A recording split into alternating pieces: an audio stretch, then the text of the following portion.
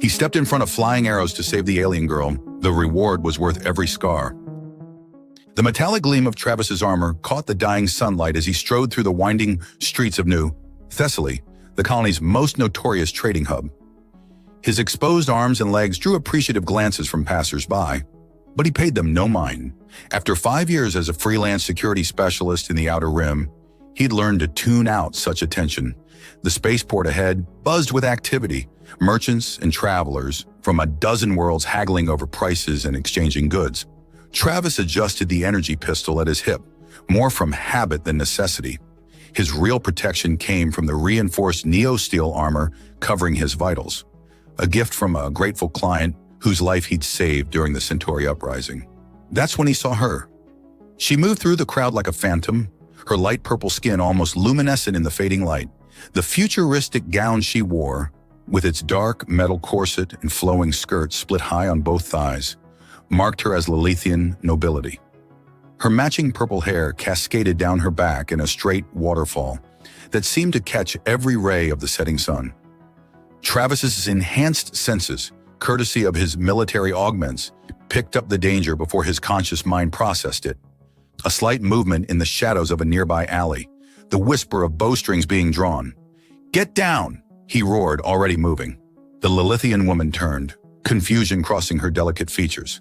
Time seemed to slow as Travis saw the first arrows emerge from the shadows. He didn't think, couldn't think. His body moved on pure instinct, honed by years of combat. 3 steps brought him between her and the incoming projectiles. The first arrow struck his shoulder plate, deflecting harmlessly. The second found the gap between plates, biting deep into his flesh.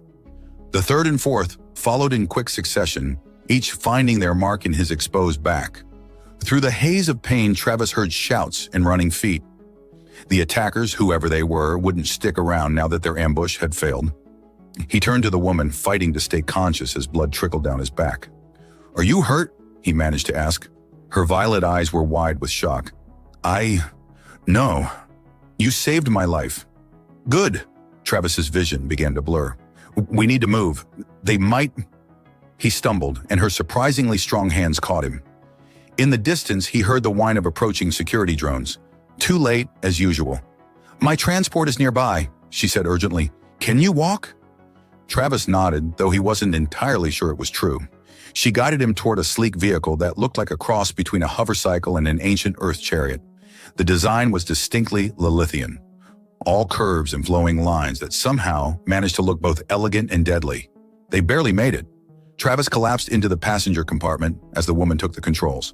The last thing he saw before consciousness fled was her concerned face looking down at him, framed by that extraordinary purple hair. As they soared away from the spaceport and into the gathering dusk, his last thought was that he'd probably ruined a perfectly good set of armor for a complete stranger. Somehow, he couldn't bring himself to regret it. Travis drifted back to consciousness gradually, his mind piecing together fragments of sensation. The first thing he noticed was warmth. A soft, comforting warmth pressed against his face. Then came the gentle scent of exotic flowers, unlike anything found on Earth. His military-enhanced senses cataloged each new input, while his brain struggled to make sense of his situation. He was lying on his stomach, head turned to one side, resting against something both soft and firm. As awareness crept back, he realized his head was nestled against— Oh, well, this was unexpected. The Lilithian woman he'd saved was sitting beside him, and his head was currently pillowed against her rather impressive chest as she leaned over him, apparently treating the wounds on his back. Her fingers moved with practiced precision, applying some kind of cooling salve that tingled pleasantly where it touched his skin. Travis kept his breathing steady and his eyes closed, fighting down an inappropriate grin. He'd been in worse positions during his career, though none quite so. "Interesting. You really are quite remarkable," she murmured, apparently believing him still unconscious.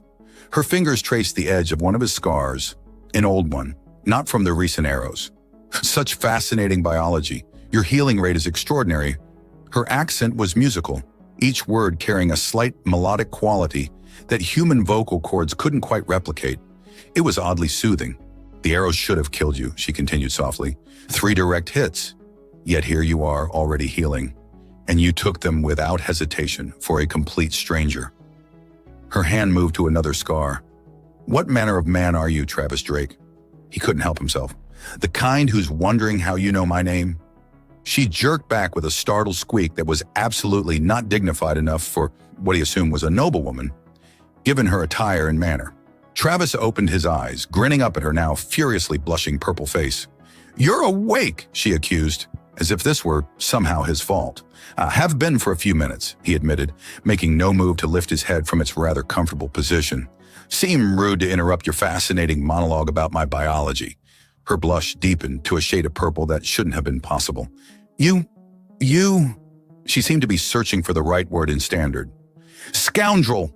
Travis laughed, then immediately regretted it as pain lanced through his back. "Ow, okay, laughing is still off the menu." Her embarrassment immediately transformed into concern. "Don't move too much. The regenerative matrix is still settling." "The what now?" She gestured to his back. "Advanced healing compound. Very expensive, very effective. House Neller's personal blend." "House Neller?" He raised an eyebrow. "Should I know that name?" "I suppose not, if you don't follow Lilithian politics." She straightened slightly, adopting a more formal pose that did interesting things to her already impressive figure. "I am Lady Verecha Nellor, first daughter of House Nellor, third house of the Crystal Spires." "Ah," Travis said. "That explains the assassination attempt." "It wasn't..." she started, then stopped, frowning. "Well, yes, I suppose it was, though I'm still not certain which of my family's enemies was behind it." "You have many?" "House Neller has been ascending rather rapidly in recent years," she explained. This tends to make the older houses nervous." Travis nodded, finally forcing himself to lift his head from its comfortable resting place. He pushed himself up slowly, mindful of his injuries, until he was sitting on what he now realized was an extremely luxurious medical bed. The room around them screamed private medical suite, all gleaming surfaces and advanced equipment. "How long was I out?" "Just over 2 standard days," Varya replied. "The arrows were coated with a rather nasty neurotoxin. If you weren't human..." She trailed off, then added, "Your species' resilience to toxins is remarkable." "We're stubborn that way," Travis agreed. He studied her face for a moment. "You've been here the whole time, haven't you?" The blush returned. "I felt responsible. You were injured, saving my life. Pretty sure that was my choice, my lady." "Varya," she corrected automatically. "And yes, it was. A choice I still don't fully understand." She tilted her head, regarding him with those striking violet eyes. "Why did you do it? You didn't know who I was." "I could have been anyone." Travis shrugged, then winced as the motion pulled at his healing wounds. "Didn't matter who you were. Someone was about to die who didn't deserve it. I was in a position to prevent that. Simple as that." "Simple?" She laughed, a sound like crystal wind chimes. "There's nothing simple about throwing yourself in front of arrows meant for a stranger. Maybe humans just have different priorities." "Maybe you do," she agreed softly. Her hand found his, fingers intertwining naturally. "Thank you, Travis Drake.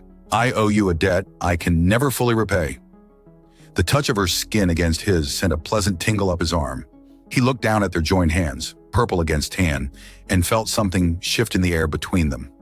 "Well," he said, voice rougher than he'd intended, "I can think of a few ways you could start." Her eyes widened slightly, pupils dilating, in a way that suggested Lilithian arousal wasn't so different from human after all. "Oh?" "Do tell." "First," he said, "you can tell me how you knew my name." She laughed again, but didn't pull her hand away. "Your identification chip, of course. Standard medical procedure." "Ah, that's considerably less mysterious than I was hoping." "Disappointed?" "Devastated. Here I thought you'd use some exotic alien telepathy." "Sorry to disappoint." Her thumb traced small circles on his palm.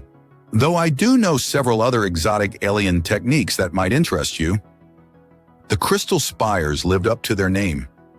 Travis stood at the window of his new quarters in House Nellor's ancestral home, gazing at the towering crystalline structures that seemed to capture and amplify the light of the system's twin suns. After a week of recovery, he'd been officially hired as Varya's personal security consultant, a position that came with an impressive suite and an even more impressive view. Admiring the view? Varia's voice carried a hint of amusement as she entered without knocking.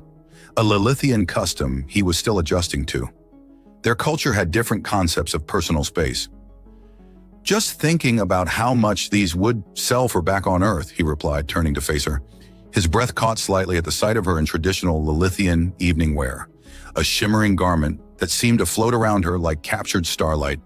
"Always the practical human," she teased, gliding closer. "Though I suppose that's why Father hired you. Your species has quite the reputation for pragmatism." Among other things, he watched her approach, noting how the light played across her purple skin. "Your father seems remarkably calm about having a human in such a sensitive position. Actually, he's quite pleased." Varia stopped just inside what humans would consider personal space. "Your actions in saving me proved your worth better than any interview could have. Besides, humans are known for their loyalty." The way she said the word made his skin tingle. "Is that all we're known for?" Her violet eyes sparkled with mischief. "Oh no, there are many fascinating rumors about humans circulating through the noble houses. Your strength, your endurance." She stepped closer, definitely violating human personal space now. "Your passion." Travis's mouth went dry. "Sounds like you've been doing some research." "Extensive research." Her fingers traced the edge of his jaw, exploring his beard with obvious fascination. "Did you know that facial hair is considered quite exotic among my people? None of our species can grow it." "Is that why you keep touching it?" "Partially." Her other hand came to rest on his chest, right over his heart. "I'm also curious about your elevated heart rate. Is that a normal human response to proximity?" "You know damn well it isn't," he growled softly. Her laugh was musical. "Such interesting expressions humans have." "Damn well, I like that one." The tension between them was electric, but Travis forced himself to maintain some semblance of professionalism. "My lady—" "Varia," she corrected automatically. "Varia," he amended. "While I appreciate the cultural exchange, I should remind you that I'm here as your security consultant." "Yes, you should protect me very thoroughly," she agreed, her fingers now trailing down his neck. "From all sorts of dangers, including boredom." He caught her wandering hand but didn't push it away. "Your father might object." "Actually, he's hoping we'll mate." Travis choked on air. "I'm sorry, what? Oh, did I not mention?" Her innocent expression wouldn't have fooled a blind Martian. "House Neller has been seeking to strengthen our bloodline with new genetic material. Human DNA is particularly valued for its adaptability and resilience." Father was quite excited when I told him about our chemistry. "You discussed our chemistry with your father?" "Of course. Lilithian nobles are very open about such matters." She tilted her head. "Does this make you uncomfortable? I've read that humans can be oddly reserved about mating discussions." Travis ran a hand through his hair, which had come loose from its usual tie. "I'm just trying to process the fact that your father hired me hoping I'd mate with his daughter." "Well, not only that," Varia assured him. "Your security expertise is genuinely valued. The mating is more of a bonus objective." He couldn't help but laugh. "A bonus objective? You make it sound like a military mission." "Isn't it?" Her free hand, the one he wasn't still holding, traced one of his scars through his shirt. "You've already taken arrows for me. Surely this is a more pleasant way to serve a House Neller?" The combination of her touch and her words sent heat coursing through his body. "You're going to be the death of me, you know that." "Not if I can help it." She pressed closer, her body fitting against his like she was made to be there. "I rather like you alive." His last threads of resistance snapped. With a growl, he pulled her fully against him, one hand tangling in her silken purple hair. Her pleased gasp told him all he needed to know about whether he'd read the situation correctly. "Last chance to back out," he warned. Her response was to kiss him, and any thoughts of professional boundaries went right out the window overlooking those crystal spires. Hours later, as they lay tangled in sheets that somehow managed to be both silk soft and stronger than steel, Varia traced lazy patterns on his chest. "You know," she mused, "there are at least 12 noble houses that will be absolutely furious about this." "Only 12? He caught her wandering hand, pressing a kiss to her palm. "Well, 12 that wanted to arrange marriages with me personally. There are probably more who will be upset simply because you're human." "Should I be worried about more arrows?" She propped herself up on one elbow, her purple hair cascading over her shoulder like a waterfall. Are you saying you wouldn't take more arrows for me? In a heartbeat, he admitted, though I'd prefer not to make it a regular thing. My brave, foolish human. She kissed him softly. Don't worry. Now that you're officially under House Nellor's protection, any attack on you would be considered an act of war. Is that supposed to make me feel better? No, she smiled wickedly. This is... The grand ballroom of House Nellor shimmered like a faceted jewel, its crystal walls reflecting the light of 1,000 floating luminescent spheres. Travis stood at attention near one of the towering archways, his new ceremonial armor, a fusion of human military design and Lilithian aesthetics, drawing curious glances from the assembled nobility. You're making quite the impression, Varia murmured as she glided past, ostensibly making her rounds as hostess. Her traditional gown tonight was cut in a way that made his pulse quicken, though he maintained his professional demeanor. Pretty sure that's you, he replied quietly. Though I'm also pretty sure half the nobles here want me dead. Only half? You're becoming popular. Her eyes sparkled with mischief. Though I suppose that's because the other half are too busy being scandalized by how magnificent you look in that armor. The armor in question had been a gift from Lord Nellor himself, a clear statement of Travis's position within the household. Its design cleverly incorporated elements of his original gear while adding distinctly Lilithian touches. Crystalline inlays that caught the light and flowing lines that somehow made the practical combat gear look elegant. Lady Varia, a silky voice interrupted their subtle flirtation. How progressive of you to allow your security consultant such familiar conversation. Travis instantly identified the speaker as Lord Theron of House Vex, one of the most vocal opponents of House Nellor's rising influence. The nobleman's tone carried just enough venom to be insulting while remaining technically polite. Varia's smile never wavered. Progressive indeed, Lord Theron, though I find human directness quite refreshing after centuries of noble circumspection. The barb landed perfectly. House Vex was notorious for its political double-dealing. Theron's perfect purple complexion darkened slightly with anger. Yes, humans are known for their direct approach. His eyes flicked to Travis, though one wonders if such primitive methods have a place in modern Lilithian society. Travis kept his face neutral, but internally he was impressed by how much contempt the nobleman could pack into a single sentence. He opened his mouth to respond, but Varia beat him to it. Primitive? She laughed musically. My dear Lord Theron, have you not heard? The Galactic Council just released a fascinating study on human adaptability. Apparently, their primitive methods have resulted in the fastest technological advancement rate of any known species. Not to mention, she added, her voice dropping to a conspiratorial whisper that nevertheless carried to nearby listeners. Their physical capabilities are quite, impressive. The implications in her tone made several nearby nobles fan themselves, while Theron looked like he'd swallowed something unpleasant. Travis fought to keep his expression professional, though he couldn't quite suppress a small smirk.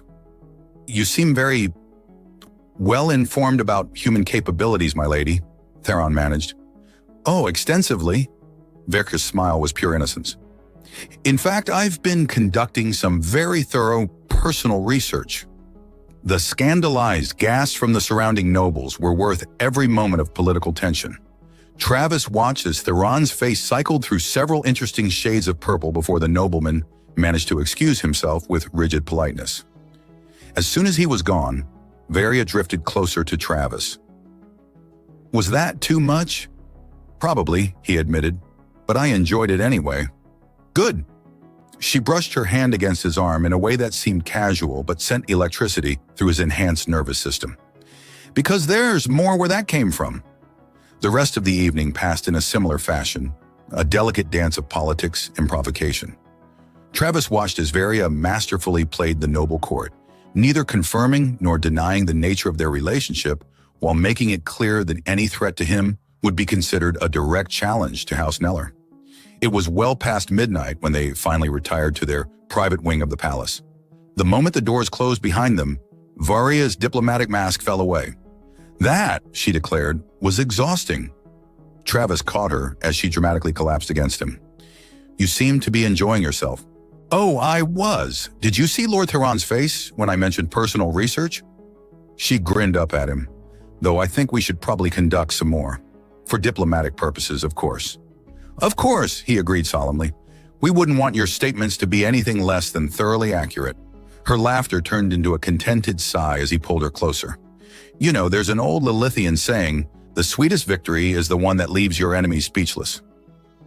Is that why you've been deliberately shocking the noble houses? Partially.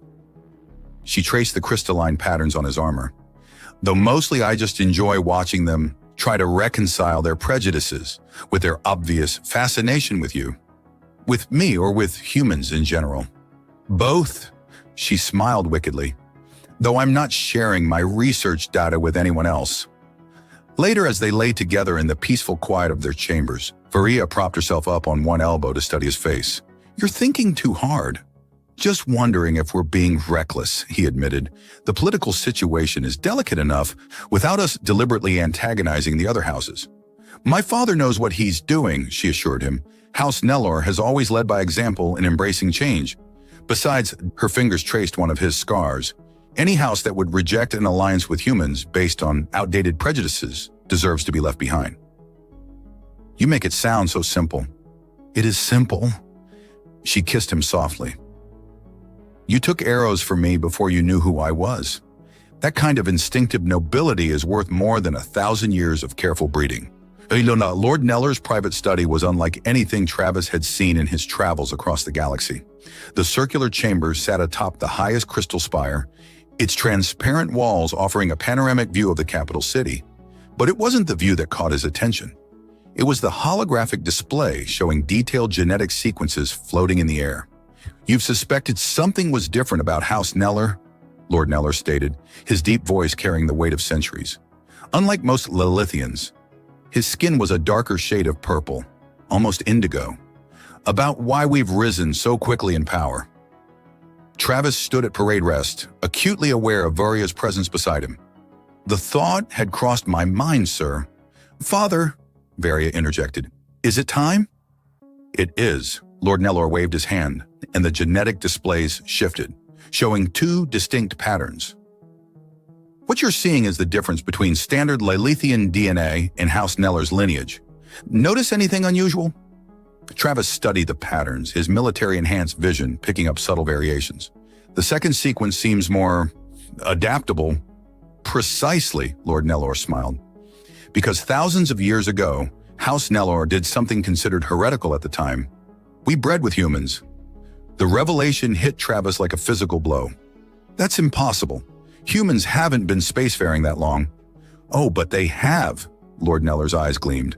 Your official history might only go back a few centuries, but humans have reached the stars before.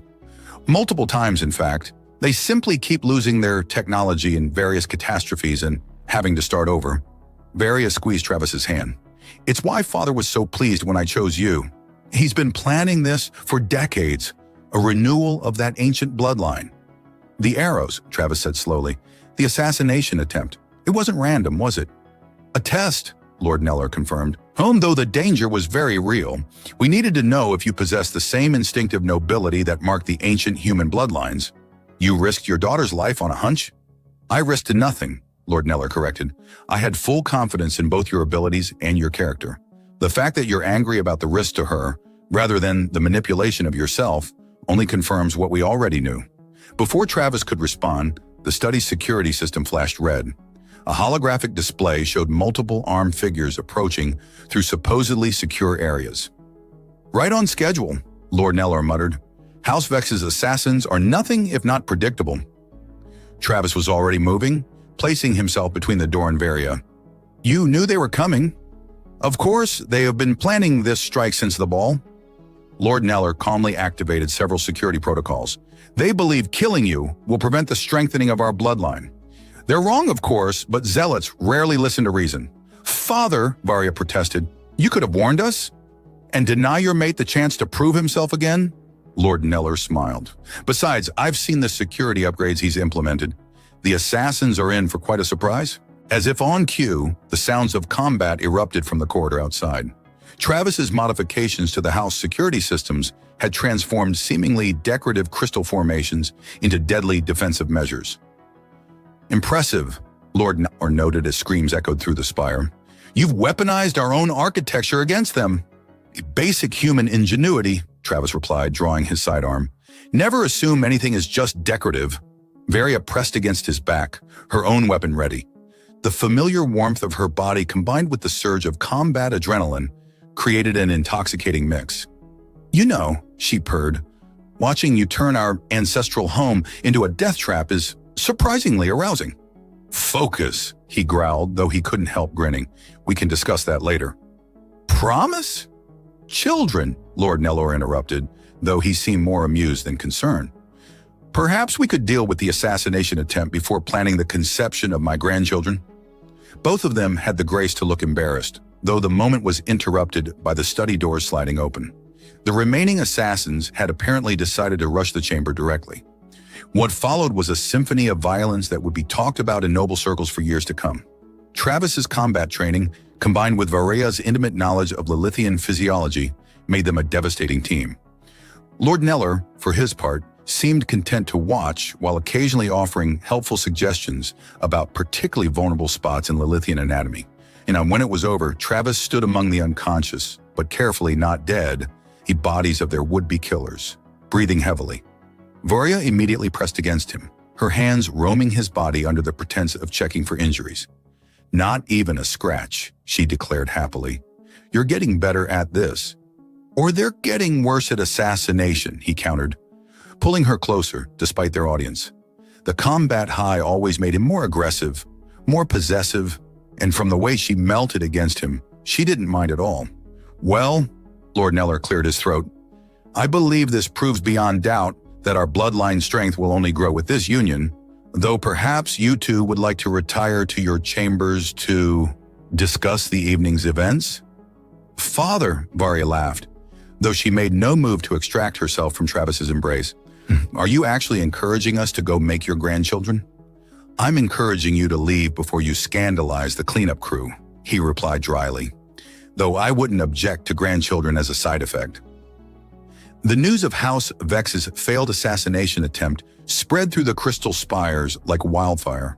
Travis watched from their private balcony as noble houses scrambled to realign themselves in the wake of this political earthquake.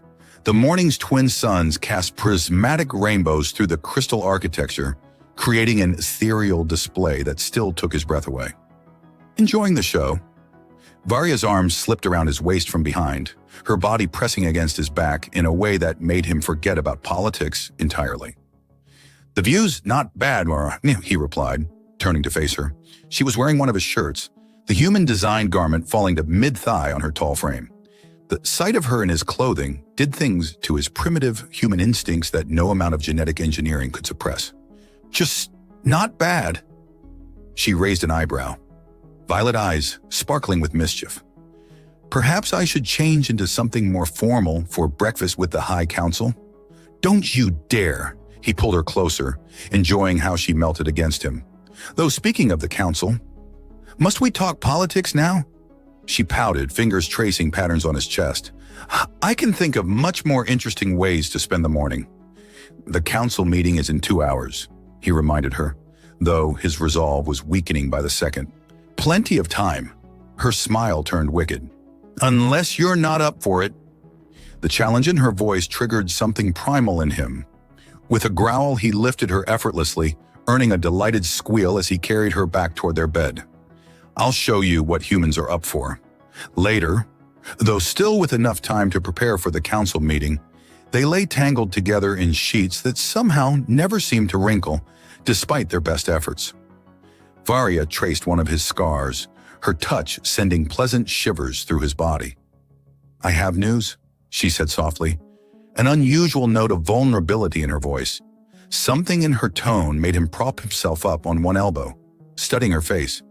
"Good news or bad news?" "Wonderful news." Her free hand drifted to her stomach in a gesture that made his heart skip several beats. "It seems human and Lilithian biology are even more compatible than we thought." The world seemed to stop for a moment as the implications hit him. "You're..." "Yes." Her smile was radiant. Father's genetic predictions were correct. Our bloodlines have merged perfectly. Travis pulled her into a fierce kiss, pouring all his emotions into the gesture since words seemed inadequate. When they finally parted, both breathing heavily, he pressed his forehead against hers. "I love you. I know." She smiled against his lips. Though the timing could have been better, the High Council might have opinions about this development. Let them have opinions. His hand joined hers over her stomach, marveling at the miracle growing within. House Neller is about to become even more powerful, and there's nothing they can do about it. Actually, she grinned, that's the best part. According to Father's research, human Lilithian hybrids tend to inherit the best traits of both species. Our child will be stronger, faster, and more adaptable than pure-blooded nobles. The other houses won't be able to ignore the advantages. Is that why your father seemed so pleased about House Vex's attack? Partly. She shifted to straddle him, her purple hair falling around them like a curtain. The assassination attempt gives us political leverage, while our child's existence will prove the benefits of human genetic integration. It's a perfect storm. Your father is terrifying, Travis observed, though his hands were already wandering over her body again. He is? She leaned down to kiss him. But right now, I don't want to talk about my father. The High Council chamber was as imposing as ever, its crystalline dome stretching hundreds of feet above the circular chamber. Travis stood behind Varya's chair, his new position as both her protector and mate, drawing curious glances from the assembled nobles. Lord Nellor addressed the council with characteristic directness. House Vex's actions cannot go unanswered. Their assassins were caught red-handed, their intentions clear. They sought to prevent the strengthening of our bloodlines through human integration. Integration? Lord Theron sneered from his position among House Vex's allies. You mean contamination? Interesting choice of words, Varya spoke up, her voice carrying clearly through the chamber. Especially given recent developments. She stood gracefully, one hand resting on her stomach in a gesture that drew gasps from the assembled nobles. I wonder, Lord Theron, would you call my child, record of both human strength and Lilithian nobility, contaminated? The chamber erupted into chaos. Travis tensed, ready for another attack, but Varya's hand found his, squeezing gently. This was a different kind of battlefield, and she was in her element. The child's existence proves what House Nellor has long claimed, Lord Nellor continued once the initial uproar died down. Human genetic compatibility offers our people unprecedented opportunities for advancement. My grandson or granddaughter will be living proof of this truth. And what of tradition? Another noble demanded. Our bloodlines have remained pure for millennia. Pure? Varya laughed musically. Perhaps you should study your history more carefully. House Nellor's strength comes from ancient human bloodlines, carefully preserved through generations. We simply chose to reinforce those traits directly. She gestured to Travis. And I would say our choice has been vindicated rather spectacularly. Travis fought to keep his expression neutral as dozens of noble eyes studied him with new interest. He could practically see the political calculations happening behind their jewel-toned eyes. The weeks following the High Council revelation brought changes that even Lord Nellor hadn't fully anticipated.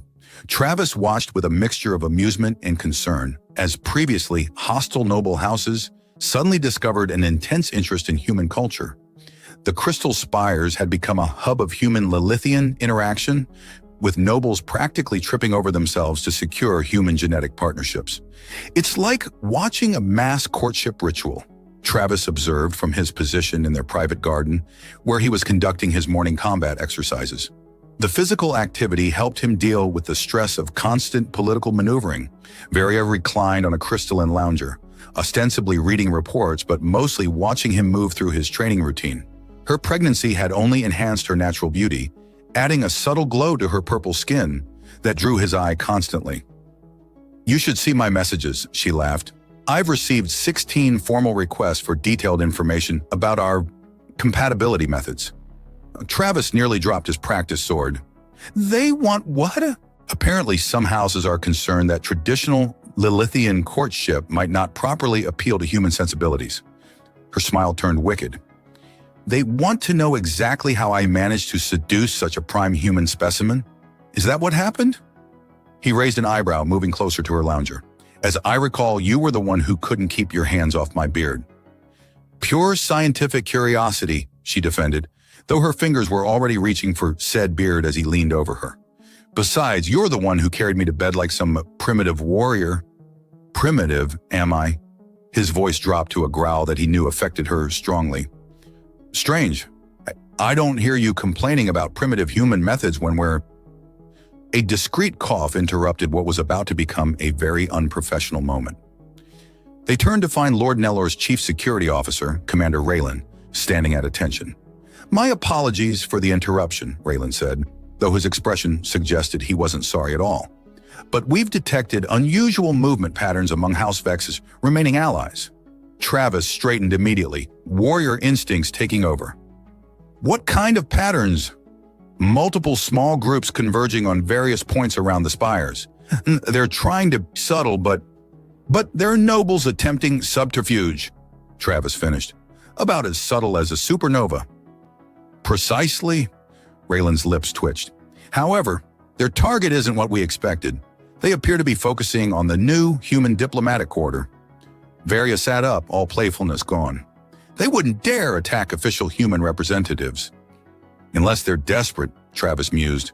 The political landscape is shifting too fast for them to adapt. They might see attacking humans directly as their only option for preventing further integration. Then we need to stop them. Varia stood, her hand instinctively moving to protect her slightly swollen belly. We can't let them threaten everything we've built. You're not going anywhere, both Travis and Raylan said simultaneously. I'm pregnant, not invalid, she protested. You're carrying the future of both our species, Travis countered, pulling her close. Let me handle the physical threats while you manage the political fallout. She melted against him despite her annoyance. Fine, but be careful. Our child needs their father. Always am. He kissed her deeply, not caring about their audience. Besides, I have extra motivation to come back safely now. The next few hours were a blur of activity. Travis coordinated with Raylan's security forces, positioning them to intercept the suspected attackers while maintaining the appearance of normal activity. The challenge wasn't just in stopping the attack. It was doing so in a way that would maximize the political advantage for House Neller. Remember, he briefed the security teams, we want them alive and able to confess. This needs to be clean and undeniable. The actual operation went off with surgical precision.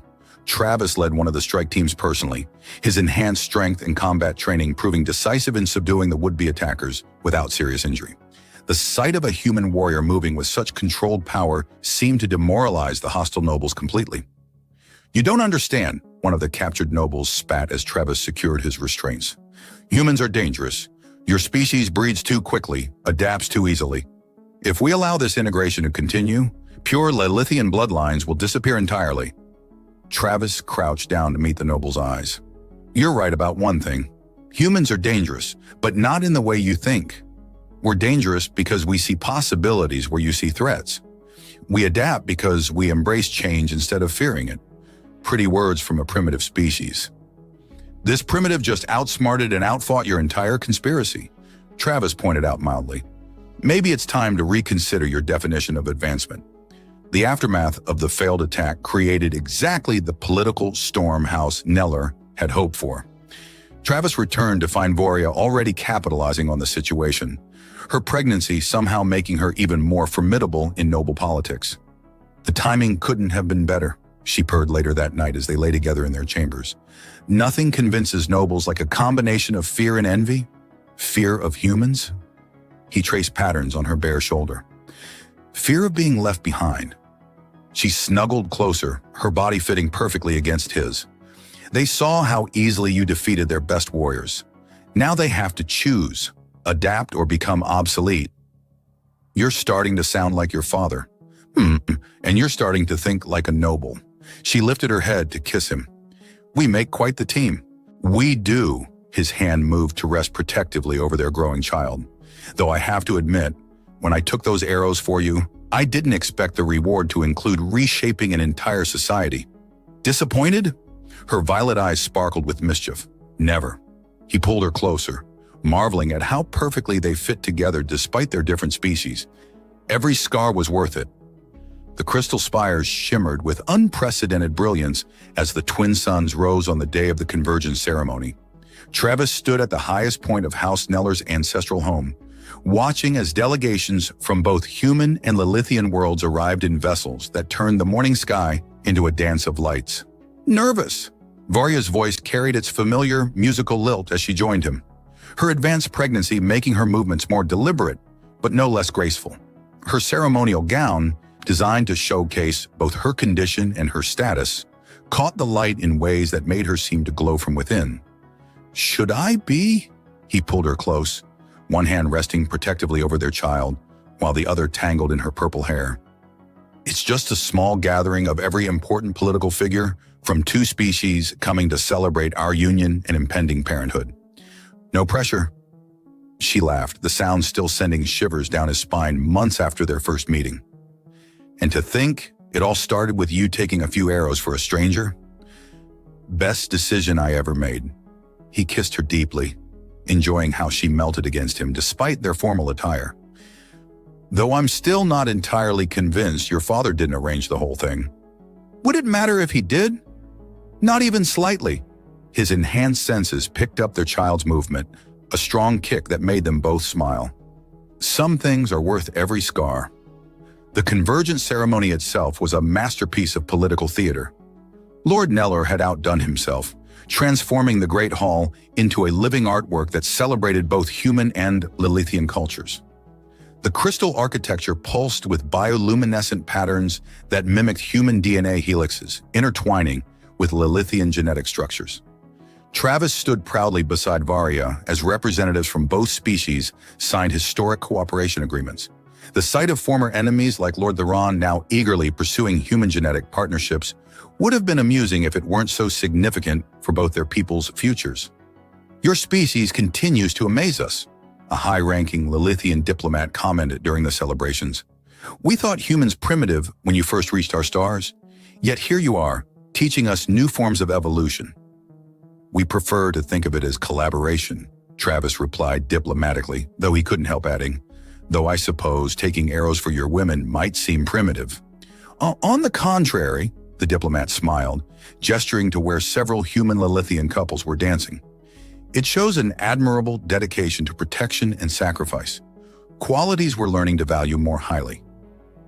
Later, during a quiet moment in their private garden, Varya shared news that made the day even more momentous. "The medical scans confirmed it," she said, guiding his hand to a specific spot on her belly. "Twins, a boy and a girl, both showing perfect genetic integration." Travis felt his heart skip several beats. "Twins? Is that even possible with cross-species breeding?" "Apparently, human genetic adaptability is full of surprises." Her eyes sparkled with joy and mischief. "Father is absolutely delighted. 2 heirs instead of 1. Both carrying the strongest traits of both bloodlines." "I love you," he said suddenly, overwhelmed by everything she brought into his life, "both as my mate and as the mother of our children." "And I love you, my primitive warrior," she teased, using what had become a term of endearment between them. "Though I expect you to take just as many arrows for our children as you did for me." Every single time, he promised, pulling her into a kiss that spoke of all their shared adventures and future possibilities. The celebration continued long into the night, but Travis and Varya slipped away early, retiring to their chambers where the real future of human Lilithian relations was being forged, not through politics or ceremony, but through love, trust, and the unbreakable bonds between two people who had found each other across the stars. As they lay together later, watching the moons rise through their crystal-domed ceiling, Travis reflected on the journey that had brought them here. From that first moment of instinctive protection to now, expecting twins who would help reshape 2 civilizations, every step had been worth it. "What are you thinking about?" Varya asked softly, tracing one of his scars, the one from the very first arrow he'd taken for her. "About reward," he replied, pulling her closer, "and how sometimes the best ones come with scars." She agreed, snuggling into his embrace. "Though I think we've proven that humans and Lilithians have much more to offer each other than just scars and rewards. We have indeed," he placed his hand over their growing children, feeling their strong movements. "We have indeed."